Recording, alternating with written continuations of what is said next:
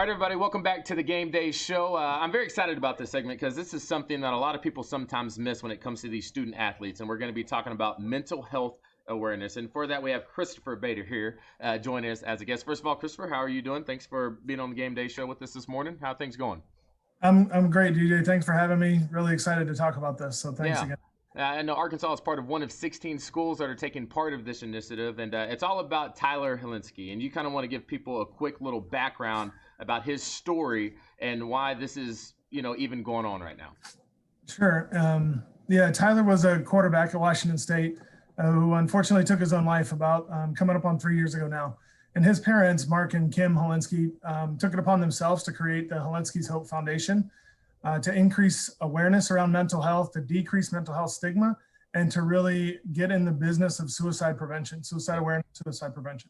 Yeah, I would say one thing that is missed by, I would say, a lot of fans when it comes to these athletes, and I speak firsthand, they see these guys on Saturday wearing the Razorback helmet or whatever school they're from. They're big, 300-pound, muscular guys. They're the big, manly man. Everybody's praising their names.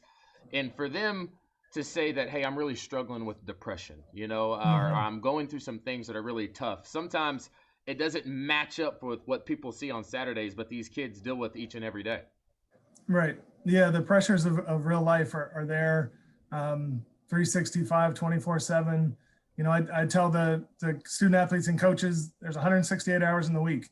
If we see them for 1 hour, then that's good. But, fans will see them for a couple, 3-4 hours and sort of expand that experience to their regular day. And it's a struggle for some. You're exactly right. There's pressures, there's anxieties, there's depression, there's all kinds of stuff that just comes into their lives outside of athletics. Yeah, absolutely. And sometimes it almost feels like when they do go to practice or they go to film room or they have to go to class every day and keep their grades up to perform on Saturdays, it's almost like they don't have time to really take their issues head on and get the help that they need. And that's where you kind of come in. Talk about your involvement with the team and how you've been able to help players that are even currently on the roster right now. Sure. Yeah, I'm one of 3 full-time clinicians here in the department, which is a huge benefit.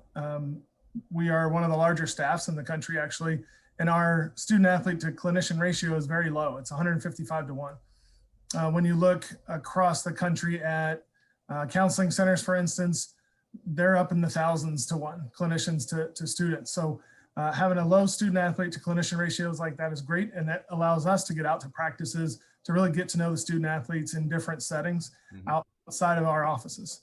But we provide confidential, free, and unlimited counseling service to all the student athletes here, all the Razorbacks. Yeah, that's awesome. And then, we have a platform now that we're going to be using, and I'm so happy that we're doing this segment so our viewers can see this, our fans can see this. And how can fans or, the community of Razorback football come together and help these kids in this situation? Because I had a really close friend of mine. His name was Brandon Bostic, and we played together with the Green Bay Packers. And the Green Bay Packers made it to the playoffs. Seattle Seahawks did an onside kick, and he made a pretty bad mistake. And then he just started receiving messages on his Instagram, messages on Twitter, people mailing stuff to his house telling him how he should, kill himself, how they wanted to kill him, how he should feel like the worst person on the planet.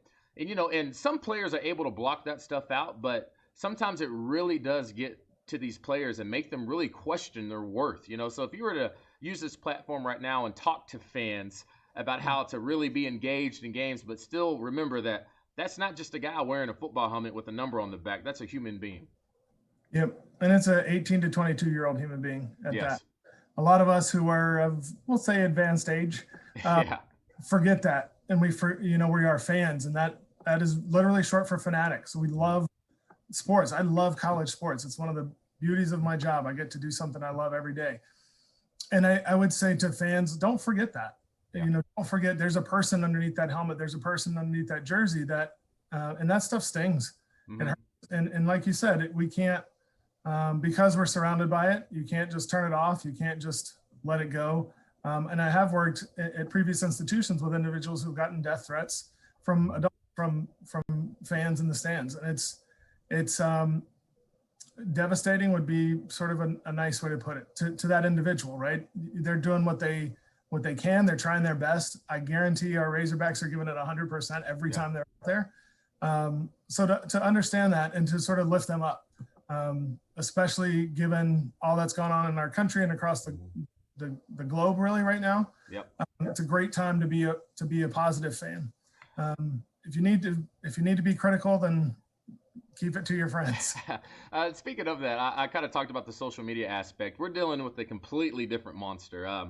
Players 50 years ago from what they're dealing with now, and this goes beyond the football field. This goes with kids in school and anything, the whole bullying mentality, and how it really gets to just people mentally from a day in and day out basis. But how are y'all able to monitor that in the program as far as telling these kids, back in the day when they used to get all the criticism and all the harsh things, they could at least go home and not be affected by it. Now they go home and it's in the palm of their hand all the time. What have y'all done at the university to kind of help kids understand that your true value isn't sitting there on that social media platform? Yeah, I think that's a great question. One is our staff here at the Jones Center. We have, again, the clinical staff here. We also have student athlete development staff, our academic staff, our nutrition staff, who are all sort of touch points for these student athletes. And we're aware of social media. I think that's something that has evolved, as you mentioned. The nice thing, if there's a nice part of this, is these student athletes now have dealt with this their entire lives. Yes. I remember when the Facebook was invented. Yeah, when it had the, they still had the. Yes, when it still had the, right. So they've never had a world without social media. So a lot of them have actually learned how to handle it through the years because they are high-level athletes coming in. Gotcha. One thing we do look at is if there's a situation, as you mentioned, with the Brandon Bostic play, if there's something like that, we may keep an eye out, or we may reach out to the student athlete proactively and say, hey, look, man, tough break. We're here for you. We're here with you. We have really good relationships, again, with the staff in the Jones Center, but also the athletic training, strength and conditioning, and then the sport coaches as well. We all sort of surround these individuals with a great support system. And that's from that's from the top down. I think that's the beauty of working here is Hunter really cares about these individuals as individuals. And that shows. Yeah, that's awesome to hear, man. Thank you so much for being on the show, Christopher Bader, everybody. And once again, if people want more information about this initiative they're going on, is there a website they can go and check that out? There is. Yep. Hilinski's Hope. You can actually just Google Hilinski's Hope. Awesome. The 3-day challenge, they're trying to get schools to hold up 3 fingers at the beginning of the third quarter. Awesome. Their son, Tyler, was number 3. Their son now plays quarterback at South Carolina. He's wearing number 3. So, yeah, a lot of information out there. If you need more information, you can contact me directly. Honestly, I'll put you in touch. I love talking about this stuff and really appreciate you guys having me. Hey, no problem. Thank you for being here. All right, guys, we're about to wrap this up. We're about to go to break, but don't worry. When we come back, Tara Talmadge is going to be sitting down with the dads of Bumper Pool and Grant Morgan. I think that's going to be a pretty fun segment. So stay with us. We'll be right back with more Picture Nation.